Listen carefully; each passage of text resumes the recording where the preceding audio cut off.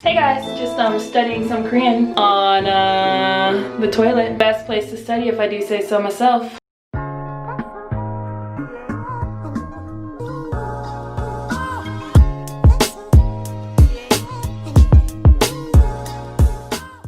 It's Higher in Korea, and before I make this video, I'm just gonna make a quick disclaimer that I'm not looking my best today. It's 11 p.m. on a Friday night and I just was not getting all dolled up. So I got my sweatpants on here, I got some blemishes on my face, but I did put on a nice jacket, you know, to kind of, you know, up the outfit a little bit. But for the most part, I'm not looking A+ today, but that's okay. That's not the point of the video. You know, I just want to make a little disclaimer. Anyway, the point of this video is to talk about the new way that I have decided to start learning Korean. So to start with, give a little history of Brianna's Korean learning experience. I have been learning Korean since I was 18. And I am not necessarily proud of where my Korean is. I finally realized that I can't do it, Mr. Krabs. I'm a failure. At this point, I'm currently 24, but you know, it's okay, because this is the year we're gonna get better. But basically, when I was in college, my first year, I took 2 semesters of level 1, went home for summer vacation, didn't study at all, came back, took a semester of level 2, then went to Yonsei to study Korean, and I tested into level 1 because I think I did fine on the writing part of the test, but then when it came to the speaking part, I just get so nervous when I speak. So basically, the lady was like, "When's your birthday?" And I was sitting there like, when is my birthday? I have no idea. And after that point, I think she was just like, okay, this girl clearly doesn't know what's going on. So I got put in level 1, but the highest level of level 1, so I guess I should be proud of that at least. But yeah, level 1 there, and then I came back to America, and at my university I took 2 semesters of level 2, and then I basically had like a 2.5, 3-year break of just not studying Korean at all after that. Like, I came to live in Korea, but to be honest, it is so easy to get around Korea without speaking Korean. So during the first 2 years as a teacher here, I was not studying Korean. I was only speaking Korean when it was absolutely necessary, and I kind of just reached a point in my life where I was like, I cannot be doing this. Like, I think I know enough Korean. I can listen well, I can answer in like daily life conversations and everything, but like I want to be able to actually have deep, meaningful conversations with people. And one of the reasons I came to this conclusion was, 1, I should have came to this conclusion a long time ago. 2, I feel like whenever my life starts to fall apart, I suddenly am like, I need to get it together. So one of the things I was like, I'm gonna study Korean, I'm gonna work out, I'm gonna get my life together. So I've been doing that. So basically, the new ways that I've started to learn Korean are, number 1, I signed up for a program online. It's a website called sayspeaking.com. I don't know if you guys have heard of it. I found it on Facebook actually because Facebook just kind of stalks your history and whatever you're doing, you know, just creeping on your entire life, which I guess I put my entire life out there, so it makes sense. But anyway, they just kept recommending Say Speaking, go to Say Speaking. Look at these people who are fluent in like at Korean after like 2 months. I was like, all right, let me see what Say Speaking is all about. And I wasn't really expecting that much, but I actually really like Say Speaking. So this is what Say Speaking looks like. So this is my account. So these are like different classes that I have completed. And then these are the different lessons that I have yet to complete. So basically, I get to go to schedule a lesson. I have been taking classes with the same teacher so far. And then it just shows like his availability, and I pick a time, and then I pick a topic that I want to do, and then I just press confirm, and it's that simple. So it is expensive. I'm not gonna say it's not. So if you don't have money, there's definitely better ways to learn Korean. But for me, what I've kind of learned for myself is that if I spend money on something, I'm more likely to be motivated to do it. So I bought a package of 10 lessons for $300, so $30 per lesson, and they're an hour long, and I have really been enjoying it so far. So I signed up for level 2 just because even though I know of the grammar patterns in level 2, I'm not comfortable using them. So I know what they mean, but in daily conversation I couldn't use them. So I just decided to sign up for level 2 just so that I could get practice using all the grammar patterns, and level 2 actually has 20 lessons in total, so I'm gonna end up paying another $300 so that I can finish all the lessons for level 2. And I know that's expensive, but I really like the program so far, and this is not sponsored. Like, I just like the program. I like the teacher. Like, he makes me feel like comfortable, and there's multiple different tutors, and on the website, like, you can pick like which tutor you want. You can read about them. You can also like pick before you sign up for the level, like if you want your tutor to speak to you in 50% English, 50% Korean, or 70% Korean, 30% English, or just complete 100% Korean. So I picked 50-50 for now, but the next time I sign up, I will probably do 70-30, just because I am getting more comfortable. Like, I've already taken 5 lessons so far, and I already feel more confident and better about my Korean, and just not as nervous to speak, even though I'm nervous with everything I do. But yeah, I feel like I really like the program. There's many different levels. It goes up to level 6, and then they have business Korean, they have pronunciation classes, they have if you need help with like topic, like passing the topic exam, they have trial lessons, everything like that. So I would say just go check it out. It is expensive, but it has been helping me out a lot. And again, like, I feel like if I pay for something, it gives me that push to finally do it. So not only have I been taking the Say online classes, every time I take a class, basically before the lesson, I just write down what we're going to be talking about, all the vocabulary and things like that. During the lesson, I just take a bunch of random, like pretty much unreadable notes, to be honest. And then after the lesson, I come back and review everything we learned, put pretty colors and all that fun stuff. Just, you know, everybody loves colors, so it helps you memorize better. At least that's what I'm gonna say. So that's what I do for pretty much every lesson. I end up writing down everything before the lesson. So pretty much like the day before, I will go through what we're gonna be learning. I'll write it all down. And then the day of the lesson, probably like an hour before, I start to write out responses for the questions I think he might ask me, only because even some of the questions I have like trouble thinking about in English. So I'm like, if I don't have some type of idea of how I'm gonna answer, then it's just gonna waste time me just being like So I was like, nope.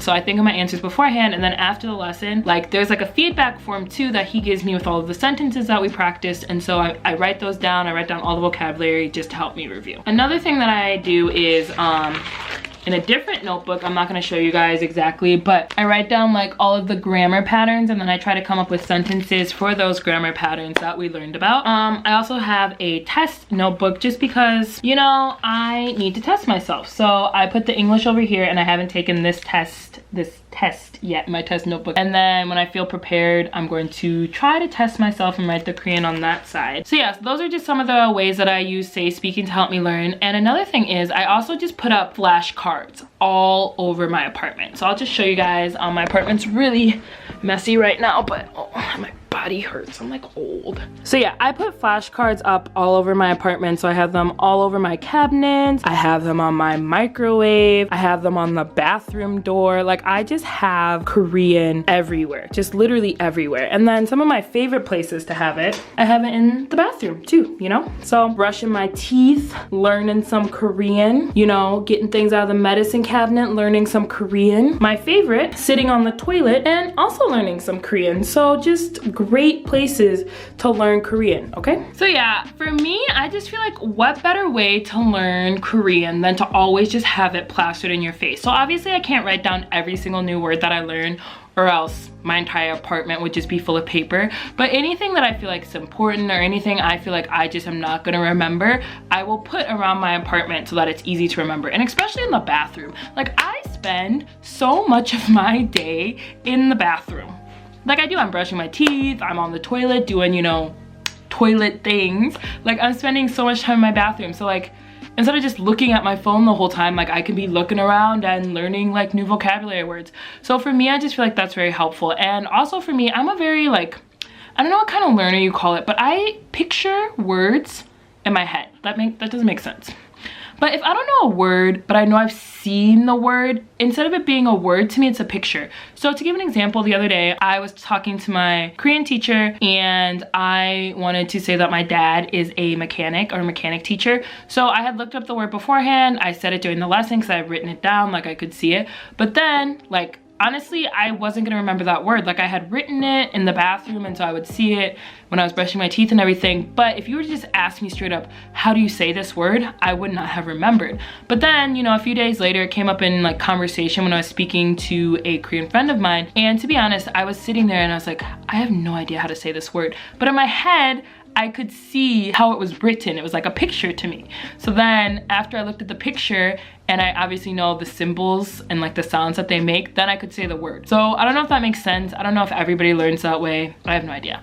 Maybe that's just normal to people. But to me, I could see the picture, and so then I knew the word. So it's very helpful for me to have everything around my apartment just so that I'm always constantly looking at it, and then it like gets engraved in my head. Okay, so another resource that I wanted to show you guys that I've been using is KBS News. So very simple. I'll put the actual website down below, but just news.kbs.co.kr, and it just has a bunch of news resources and everything like that, which is very nice. But you might be thinking, what should I do if, you know, I can't listen to Korean that fast? And let me tell you right now, I can't either. I literally can't. I need to be reading subtitles. I need to be able to copy and paste the subtitles into a translator if it's too hard. And this website allows you to do that. So I've actually been watching a bunch of weather videos because one of the lessons I took on my Korean class was on the weather. So I've just been wanting to know what actual weather broadcasting sounds like. And so the subtitles are either right here, or a lot of the times they will just have the subtitles all down here, which is super nice because it's easy to copy and paste into the translator if you don't know what they mean. But yeah, it's super, super convenient. Almost all of their videos have either subtitles or they have the transcription down below.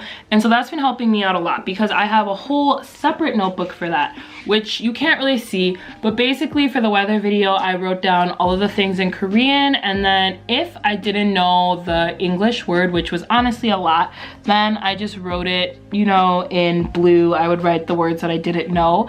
And so basically I listened to the weather broadcasting like 5 or 6 times, and I tried to get the gist of it. After I tried to do that, then I wrote down everything in Korean, and then I used a translator to help me translate the words I didn't know.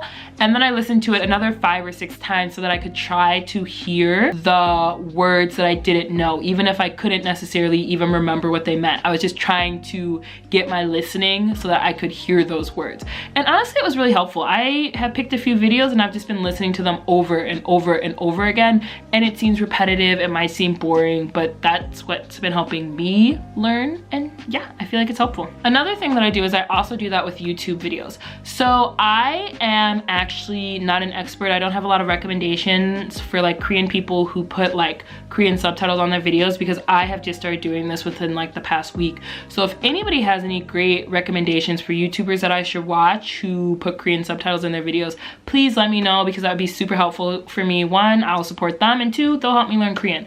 But basically what I've been doing in the past week is I will pick a video that I know has Korean subtitles, and I will slow down the video. So I just either put it at 0.5 or 0.75, and to be honest, it sounds weird.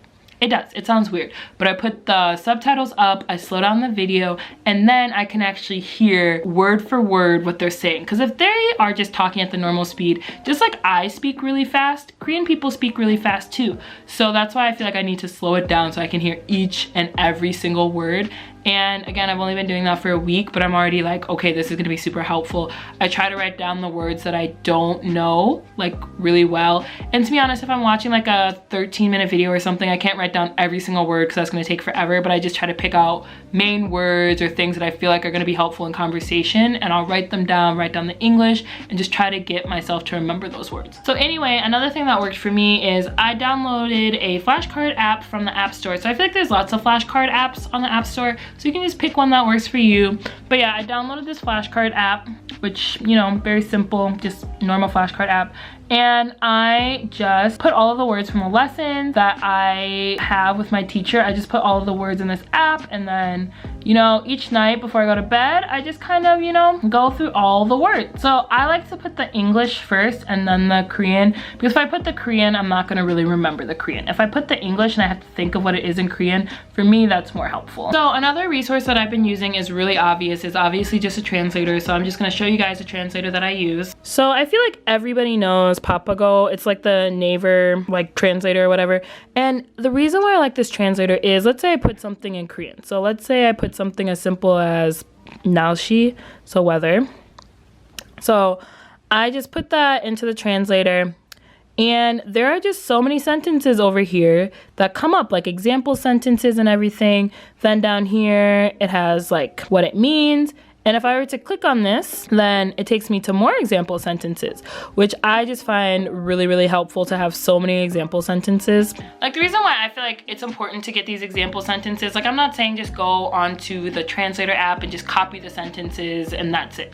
Like no, you obviously need to understand the meaning and everything behind them. But a lot of the times when I like find a new grammar pattern or something, it's hard for me to think of sentences with that pattern, or if I see a new word, it's hard for me to think of so many sentences because I just don't want like one or two example sentences. Like I need a whole book of example sentences. So it's nice to go on Naver, just be able to put in a word and then it will tell me example sentences and I can practice those on my own. I've learned a lot of great phrases from Naver too, so I just feel like it's a really helpful translator.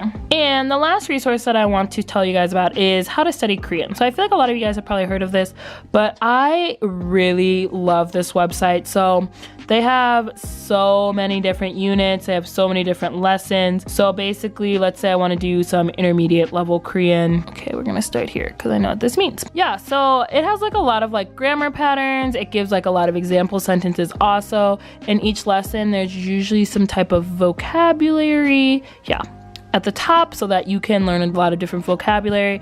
Also, this is free, but if you want to pay for like the workbooks and stuff, then you can pay for that. But I don't pay for anything. I just use the free version. So yeah, for the most part, those are the things that I use to help me study Korean. Like I do have like books like Korean Culture and 100 Keywords, which is a very nice book about Korean culture.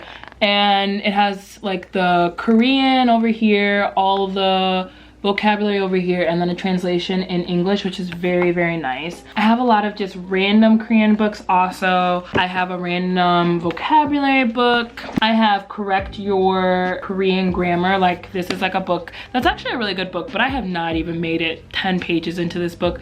But basically it just shows you all of the typical grammar mistakes that foreigners make. And I also have children's books in Korean. I feel like they're very cute, they're simple to understand, and you just kind of read through them and they're simple. It's simple vocabulary. And I've got some Aladdin, I've got some Hansel and Gretel, so that's very nice. And my all-time personal favorite, if you are a fan of the channel, you should know this already, but I have a Howl's Moving Castle book in Korean, and this is my heart and joy, my love and pride. I'm gonna show you guys my favorite page. So here's my favorite page. You guys should already know by now my favorite. You know when he says, "There's no point in living if I can't be beautiful." Or in Korean, let's see. 아름답지 않으면 살 의미가 없다고. How did I say that so weird? But anyway, favorite line in the whole book. I'm so happy I know it in Korean now, but just let's take a minute of this video to just appreciate Hal and all of his dramaticness.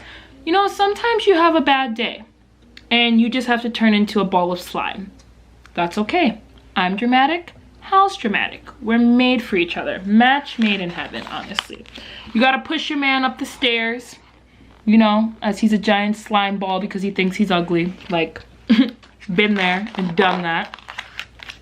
You gotta lay in your room of trinkets and beautiful things as your 90-year-old girlfriend tells you how wonderful and beautiful you are, you know.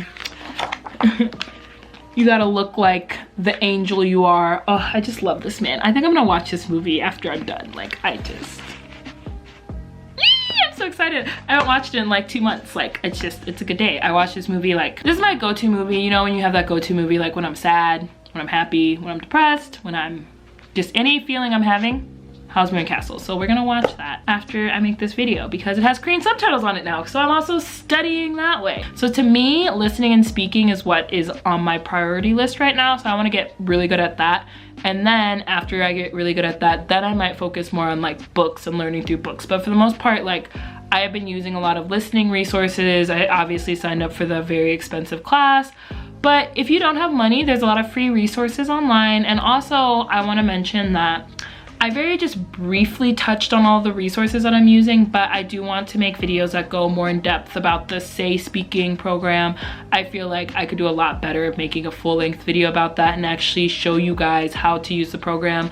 I would like to make videos about, you know, exactly how I organize my Korean notebooks or exactly how I organize all the crazy flashcards around my apartment. So if you guys would like to see some more videos about how I'm learning Korean, I also do plan in the future of making some videos in Korean. And the reason why I didn't include Korean a lot in this video is just because I gotta build up my confidence. Like, I have actually been getting really confident speaking to my Korean teacher. I feel like I'm not nervous to speak to him anymore, but putting a video out on the internet where bunches of people, does that make sense? Where a lot of people could see, it's still a little nerve-wracking to me, so I don't think I'm ready for that yet. But we're gonna get there, and I'm actually really excited for it. Like, I've been just practicing in the mirror, speaking in Korean when I make a YouTube video, like how my intro is gonna be and everything. So I am really excited to finally make my first video in all Korean.